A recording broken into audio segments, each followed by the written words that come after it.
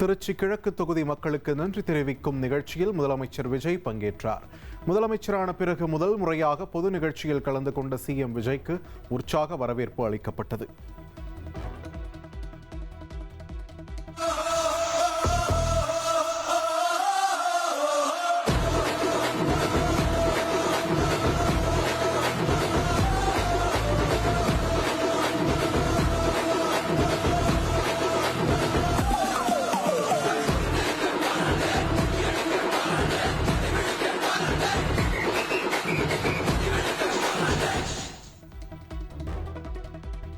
திருச்சியில் முதல்வர் விஜய்க்கு காவல்துறை மரியாதை அளிக்கப்பட்டது. காவல்துறையின் மரியாதையை முதல்வர் விஜய் ஏற்றுக்கொண்டார்.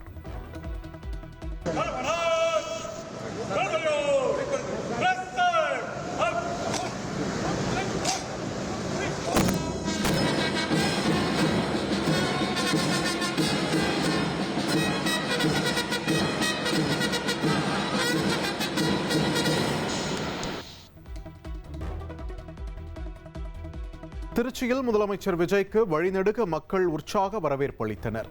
சாலையின் இரு புறத்திலும் திரண்டு சிஎம் விஜயை நோக்கி கையசைத்தனர்.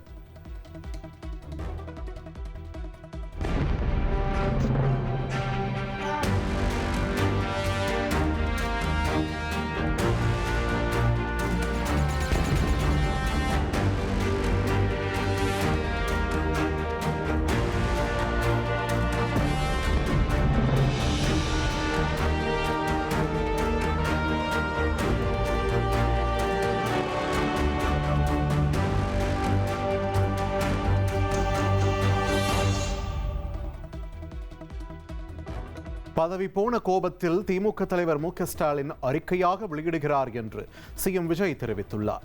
அரசியல் புரிதல் இல்லாமல் மக்கள் ஓட்டு போட்டு விட்டதாக சிலர் விமர்சிக்கின்றனர் என்றும், ஆனால் மக்கள் மிகவும் தெளிவாக இருப்பதாகவும் முதலமைச்சர் விஜய் பேசியுள்ளார். சார் பதவி போன அந்த கடுப்புல அறிக்கையா விட்டு தள்ளிக்கிட்டு இருக்கிறாரு. என்ன பண்ணீங்க உங்களுடைய ஆட்சியில?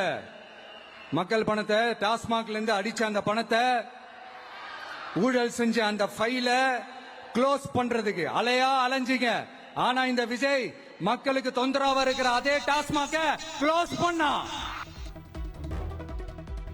தன்னையும் மக்களையும் எப்போதும் பிரிக்க முடியாது என்று முதலமைச்சர் விஜய் தெரிவித்துள்ளார். ஆக்கப்பூர்வமான எதிர்க்கட்சியாக திமுக செயல்பட வேண்டும் என்றும் அவர் கூறியுள்ளார்.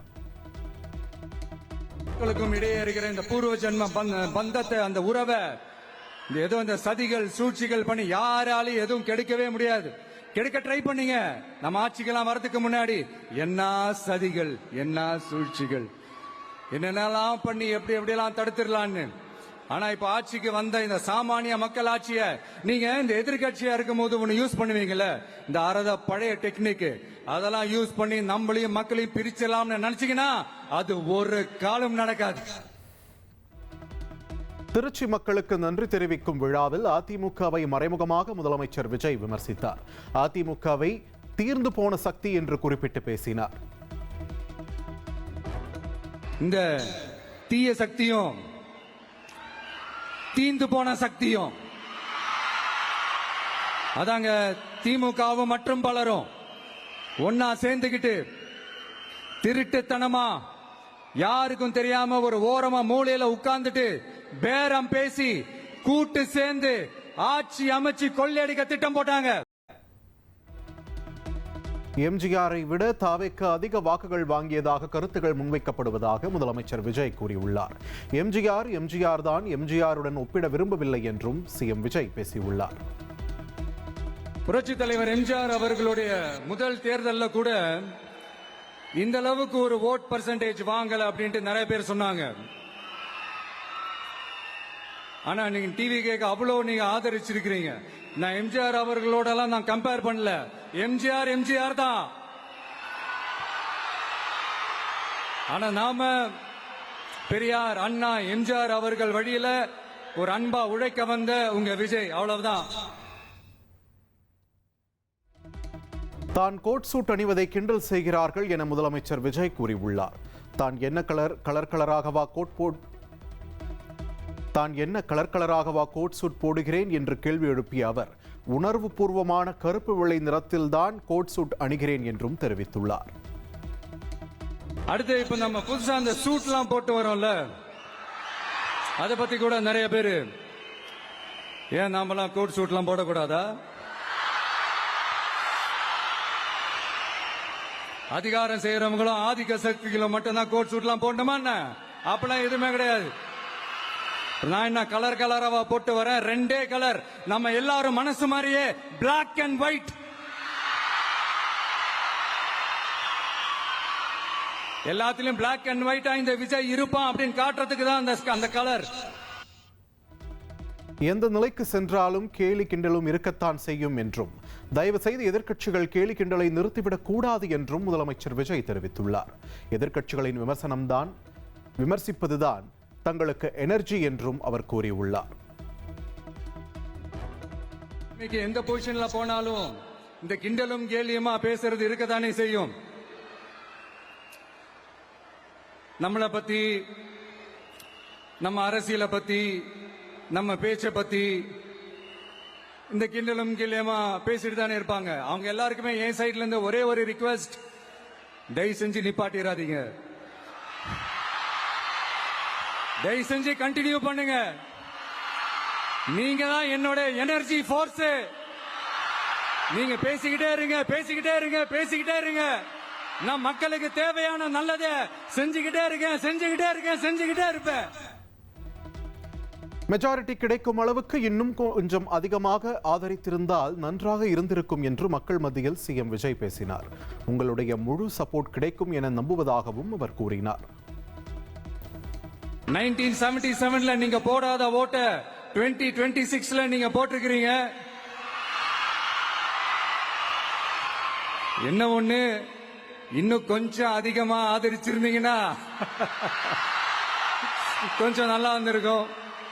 பட் பரவாயில்ல, ஃபியூச்சர்ல வரப்போற எல்லா தேர்தலையும் உங்களுடைய முழு சப்போர்ட் என்னால வாங்க முடியும்ன்ற அந்த ஒரு நம்பிக்கை இப்போ என் மனசுல ரொம்ப ஆழமா பதிஞ்சிருக்கு. ஆட்சியில் இருந்த திமுக நிதி தொடர்பான அனைத்து கதவுகளையும் மூடிவிட்டதாக முதலமைச்சர் விஜய் குற்றம் சாட்டியுள்ளார்.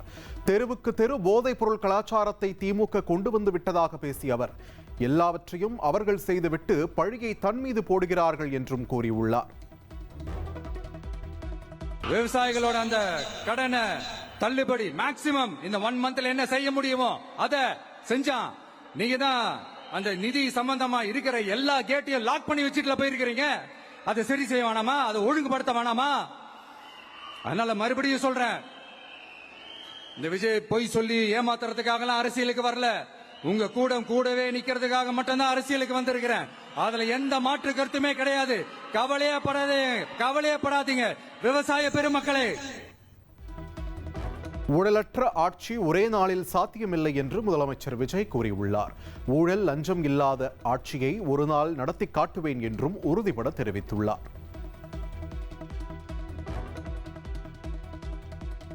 தேர்தலில் 50 ஆண்டு கால சாதி அரசியலையும் காசு வாங்கி ஓட்டு போடும் அரசியலையும் உடைத்துள்ளோம் என்று சிஎம் விஜய் தெரிவித்துள்ளார்.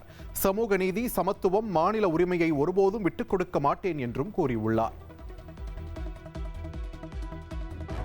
மதச்சார்பற்ற கொள்கையில சமரசமே இல்லை. மாநில உரிமைகளை விட்டு கொடுக்கவே மாட்டோம். நதி நீர் உரிமைகளை விட்டு கொடுக்கவே மாட்டோம். சமூக நீதி, சமத்துவ நீதியை ஒரு நாளும் விட்டு கொடுக்கவே மாட்டோம். சட்டமன்ற தேர்தலில் துரதிருஷ்டவசமாக திமுக சின்னத்தில் போட்டியிட்டு விட்டோம் என்று மதிமுக எம்பி துரை வைகோ பரபரப்பு பேட்டி அளித்துள்ளார். உதயசூரியன் சின்னத்தில் போட்டியிட்டதால் தாவேக்காவிற்கு ஆதரவளிக்க முடியவில்லை என்றும் கூறியுள்ளார். நாங்கள் எங்களுடைய சட்டமன்ற உறுப்பினர்கள் துரதிருஷ்டவசமாக திராவிட முன்னேற்ற கழக சின்னத்தில் நாங்கள் போட்டியிட்டோம். இன்னைக்கு நாங்கள் அப்படி ஆதரவு கொடுக்கக்கூடிய அந்த சூழ்நிலை எங்களுக்கு கிடையாது. ஆனால் மற்ற பிற இயக்கங்கள், பொது உடைமை இயக்கங்களாக இருக்கட்டும், காங்கிரஸ் இயக்கமாக இருக்கட்டும், அவங்கெல்லாம் ஆதரவு கொடுத்துருக்காங்க. எதன் அடிப்படையில் ஆதரவு கொடுத்துருக்காங்கன்னா, ஜனாதிபதி ஆட்சி வந்துடக்கூடாது, இங்கே தொங்கு மந்திரி சபை ஒரு சூழ்நிலை இருக்கிறதுனால நாங்கள் ஒரு ஆதரவு கொடுத்துருக்கோம்னு சொல்லியிருக்கிறாங்க. அது நம்ம தவறு இல்லைன்னு நம்ம சொல்கிறோம். நம்ம ஐயுஎம்எல் அவங்களும் கொடுத்துருக்குறாங்க. குவாரிகளை முறைப்படுத்துவது அபராதம் விதிப்பது தொடர்பாக கடந்த ஜனவரி மாதம் தமிழக அரசு பிறப்பித்த அரசாணையை ரத்து செய்ய கோரிய வழக்கு. கனிம வளத்துறை ஆணையர் பதிலளிக்க உயர்நீதிமன்ற மதுரை அமர்வு உத்தரவு. சென்னை கோயம்பேட்டில் இளம் பெண் கார் ஏற்றிக் கொல்லப்பட்ட வழக்கில் 8 பேர் மீது 4 பிரிவுகளின் கீழ் கடுமையான வழக்கு பதிவு செய்யப்பட்டுள்ளது. சம்பவம் தொடர்பாக இதுவரை 7 பேர் கைது செய்யப்பட்டுள்ள நிலையில் போலீசார் தீவிர விசாரணை மேற்கொண்டு வருகின்றனர்.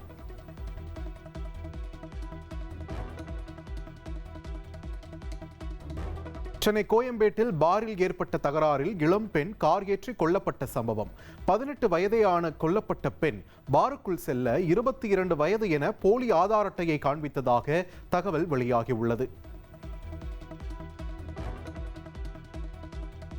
நாமக்கல் மாவட்டம் குமாரபாளையத்தில் இருவேறு பகுதிகளில் 2 சிறுமிகளுக்கு பாலியல் தொல்லை கொடுக்கப்பட்ட சம்பவத்தால் அதிர்ச்சி. கைதான நபர்களை ஒப்படைக்க கோரி 5 மணி நேரத்திற்கும் மேலாக உறவினர்கள் சாலை மறியலில் ஈடுபட்டதால் பரபரப்பு ஏற்பட்டது.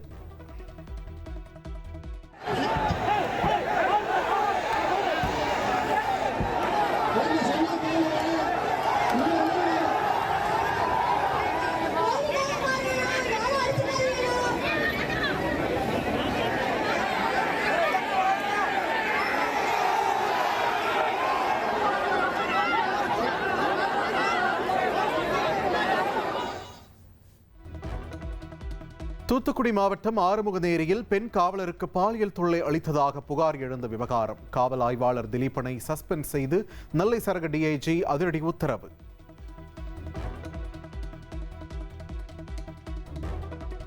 தாவேக தேர்தல் வாக்குறுதியான சிறு மற்றும் குறு விவசாயிகளின் பயிர்க்கடன்களை முழுமையாக தள்ளுபடி செய்ய வலியுறுத்தி தமிழக விவசாயிகள் பாதுகாப்பு சங்கத்தினர் ஆர்ப்பாட்டத்தில் ஈடுபட்டனர். ஈரோடு காளைமாடு சிலை சந்திப்பில் 500க்கும் மேற்பட்ட விவசாயிகள் திரண்டு ஆர்ப்பாட்டத்தில் ஈடுபட்டதால் பரபரப்பு நிலவியது.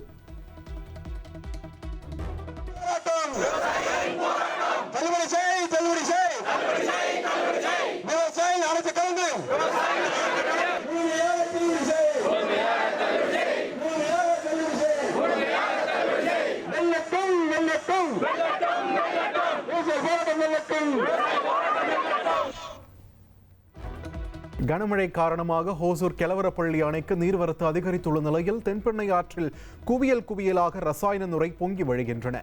அளவுக்கு அதிகமான ரசாயன நுரையால் அணை பகுதி முழுவதும் பனி படர்ந்தது போல காட்சியளிக்கிறது.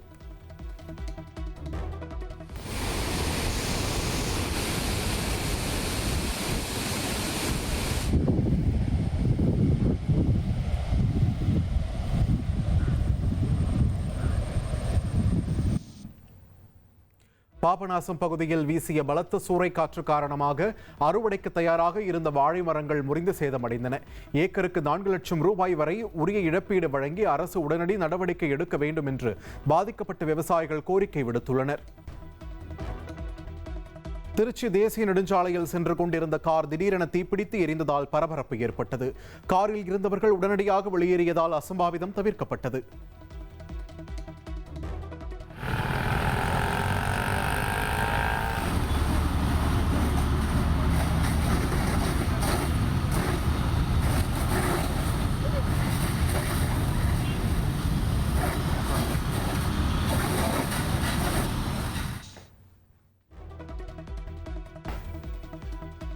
கரூர் அருகே கடந்த 2022ஆம் ஆண்டு குவாரியை எதிர்த்து விவசாயி கொல்லப்பட்ட வழக்கில் 3 பேருக்கு இரட்டை ஆயுள் தண்டனை விதிக்கப்பட்டுள்ளது. குவாரி உரிமையாளருடன் ஏற்பட்ட பிரச்சனையில் விவசாயி ஜெகநாதன் கொல்லப்பட்ட நிலையில் தண்டனை வழங்கி கரூர் மாவட்ட நீதிமன்றம் தீர்ப்பளித்துள்ளது. இனி செல்லும் இடமெல்லாம் செய்தி. தந்தி டிவியின் வாட்ஸ்அப் சேனலை ஃபாலோ பண்ணினா செல்ல இருக்கும் இடமெல்லாம் செய்தி. இதோ QR கோட் இப்பவே ஸ்கேன் பண்ணுங்க, ஃபாலோ பண்ணுங்க.